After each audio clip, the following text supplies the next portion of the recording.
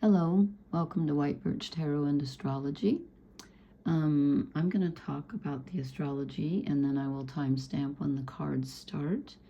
I apologize in advance for my voice. I don't know if I caught a cold or if I have allergies, but not feeling great. So I want to talk about, I'm doing this, it's just barely April 9th where I am, and I don't have the time here, but on the 9th, which is now basically, the planet Mars moves into the sign of Aries, where he will stay until May 18th.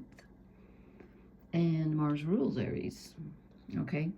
And here's the fly in the ointment, sort of, and I'm going to talk about this. On the 12th of April, Mars will conjunct Neptune at 2 degrees. And then on the 19th, he will conjunct Saturn. So I'll just, I've got some cards there for Mars moving into Aries and Mars conjuncting Neptune. I'll do the Saturn some other day. But I just want to talk about it briefly.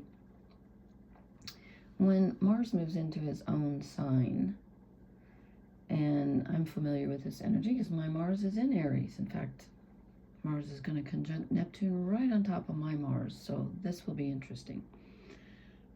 But Mars in Aries is very passionate. It likes a lot of movement, a lot of action.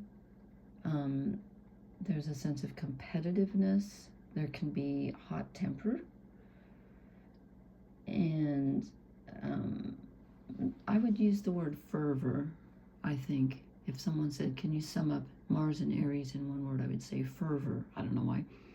But Mars in Aries is the kind of a savior energy, not in the same way that Neptune is the savior, because Neptune is about sacrificing. Mars in Aries is where the knight on the white horse, gets on with his sword, and he's like, I'm gonna save everybody, especially the underdog. So if Mars in Aries sees anyone or anything being picked on or hurt or whatever, they're going to step in. That's the energy of, you're not going to do this, I'm going to stop you because I'm standing up for people who cannot stand up for themselves. And that can get out of hand, as you can imagine. It's the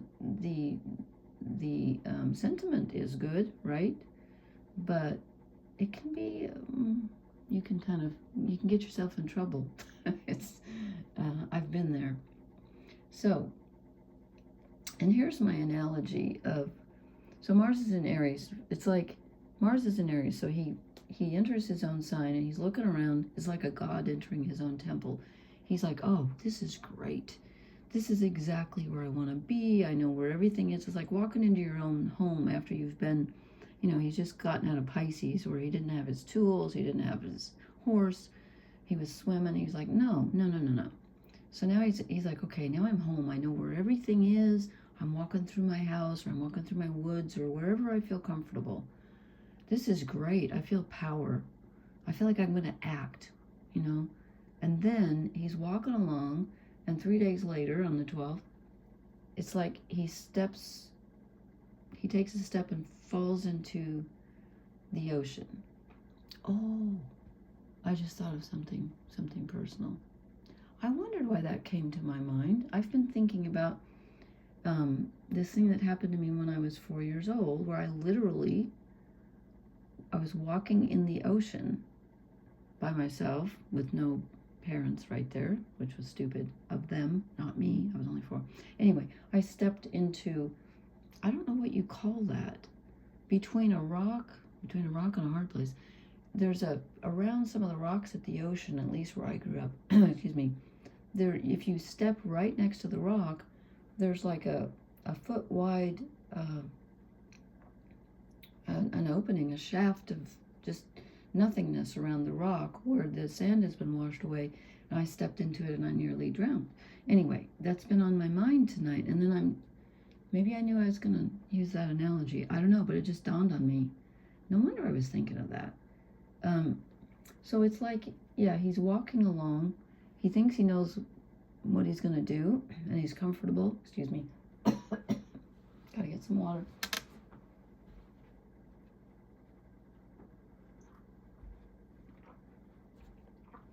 Speaking of water, water always wins. Or does it? It's certainly stronger than a rock. Anyway, and he steps off into the ocean, and he's like, what? I thought I wanted to do this. I thought I wanted this, and now I don't know. So that's kind of the energy. So I decided to draw oracle cards instead of tarot cards, and they're very interesting. So I'm just going to talk about them. Let me write down. Where's my pen? What time is it? Okay. All right. So the cards. I started with one of the Wisdom of the Oracle, and I think this is really interesting. This happens to be there's my two favorite cards in this deck. This is one of them. That wasn't a roundabout way to say that. Says the writer. Okay. Loyal Heart. I love this card. So, this is about questioning, I would say, to what or to whom do you want to be loyal to? I said too many times. That's what this is about, I think. And let me, you know what? I marked it in here. There was something I saw on the protection message. Oh, it says, see, what we're doing is, I'm sorry, I'm jumping all over. Mars conjuncting Neptune is where you stop and question. It makes you question because you kind of drop into the subconscious waters of the ocean, and you think you know what you want. You think you know where you want to put your energy, and then all of a sudden you don't. Okay? So this says, for the protection message, makes sense. It says, are you stubborn or overly tenacious about an idea? Or have you become so attached to something that you just don't know how to let it go? Could it be that it's become so much a part of you that you wouldn't know who you are without it? Now is the time to look at outdated beliefs, old ideas, and misplaced loyalties. Betrayal is only a signal that it is time to prune away all who don't deserve your trust and have no place in your life. Be new, think new, and open your heart to new things. Let go of the old and all your attachments. Spirit has awesome plans for you. Make some room. That's interesting. Because Mars in Aries, I think of Mars in Aries as the Fool. I always think of the Fool as Aries energy, and I know that actually it represents all the signs because it's pure potential. It's the 0 card. But in my mind, I think there's a lot of Fool energy with Aries, and especially Mars in Aries, because like I said, it's that energy where you see something and you act before you think sometimes. And I can attest to this. Sometimes you say things before thinking. Oh my God, yeah. It's not easy. If you have any planets or points, I should have talked about this in the astrology, but if you have any planets or points at the beginning of the cardinal signs, which would be Aries, Cancer, I always get confused here. Aries, Cancer, Libra, Capricorn, or the fire signs, Aries, Leo, Sagittarius, you're going to feel this especially. Okay, so it's about to what or to whom are you loyal to? You might want to question that, because look what comes up next. And these fairy cards, Heart of the Fairy, they came out, 2 came out. Oh no, which is, you know, like Mars walking across in his domain, in his milieu, and then steps into the ocean. He's like, what? I thought I just got out of Pisces and now I'm running into Neptune.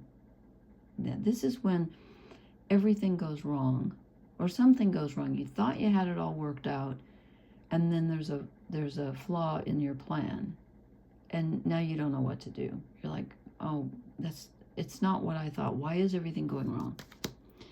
And it came out within 2 minds. And this is literally not like, you know, Mars in Aries and Neptune, Mars and Neptune could not be more different. Mars is fire, Neptune's water, it's the ocean. So, you know, I can see where we can feel like we're in 2 minds right now. This is a time to really ask yourself, what do I want? And in this deck, this card is supposed to be telling us not to hesitate too much, because you can get stuck here. So this card is actually supposed to be telling us to act. But I'm going to say that since Mars is going to be together with Neptune on the 12th of April. I would wait until about the 19th of April when Mars conjuncts Saturn instead, and I will talk about that in a different video. So this is just a warning that you might feel very torn about something that you maybe previously thought you wanted or you were really dedicated to, and now you're like, oh, I'm not so sure. It doesn't seem to be, the universe doesn't seem to be opening those doors, so now I don't know what to do. Okay, then I drew one of the Shaman's Dream cards, and I like this card. It's not easy, but it's called Root Girl, the Disowned Self, and I'm going to read this. I've drawn this one before. There are many cards in this deck that I've never drawn. This one comes up a lot. I don't know if it's just me or...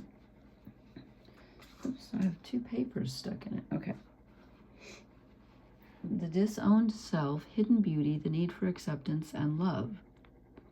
Root Girl sits shivering, unclean, and naked at the base of the tree of the self. She is unloved, unwanted, and shunned for her deformities. Oh my God. Okay. I just have to mention that word is so triggering for me because I was born with half of my right arm missing. And believe it or not, I was born in the mid-50s.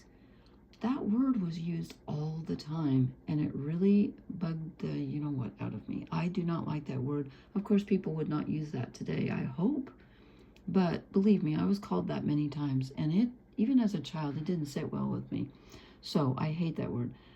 But I will continue. She has no home, but is safe burrowing underground to dwell near the deepest roots of this sacred tree. Who is she to you? I know. Could this urchin be the one part of you that reintegrated can lead you to wholeness and true purpose? Let me repronounce that. Reintegrated. This is a part of you, the embodiment of a deeply flawed perception of your failures manifesting as guilt and shame. Wow.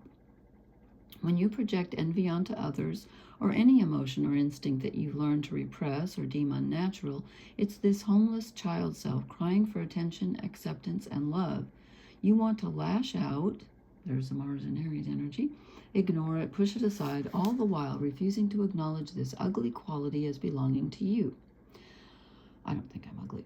But if you would only look into the Root Girl's eyes and see the beauty and the unmet need, your unmet need, you would realize that this part of you asks for your compassion and understanding.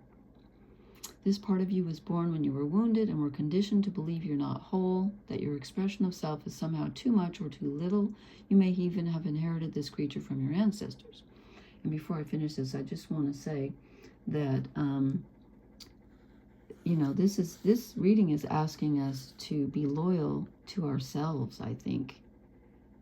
And, yeah, that could be the desire, maybe it's time to desire. I was talking about Mars and Aries wanting to save everybody.